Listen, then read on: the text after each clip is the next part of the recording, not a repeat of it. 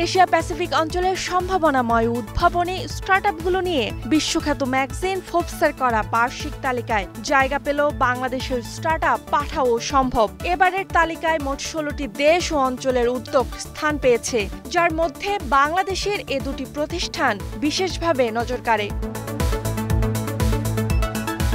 2015 সালে ride sharing দিয়ে পাঠাও যাত্রা শুরু করলেও এখন ফুড ডেলিভারি সহ ই-কমার্স সেবাও দিচ্ছে। এখন পর্যন্ত প্রতিষ্ঠানটি প্রায় 5 লাখ কর্মসংস্থান তৈরি করেছে। তাছাড়া মোট $5 কোটি বিদেশি বিনিয়োগ পেয়েছে পাঠাও।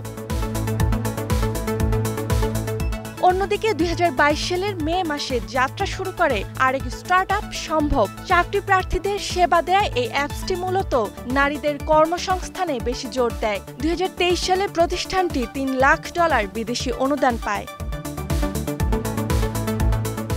ফোর্বসের তালিকায় পাঠাও সম্ভবের জায়গা পাওয়া বাংলাদেশের স্টার্টআপ ইকোসিস্টেমের জন্য একটি বড় অগ্রগতি বলে মনে করেন খাত সংশ্লিষ্টরা। এই স্বীকৃতি আগামী প্রজন্মের তরুণদের উদ্যোক্তা হতে অনুপ্রেরণা যোগাবে।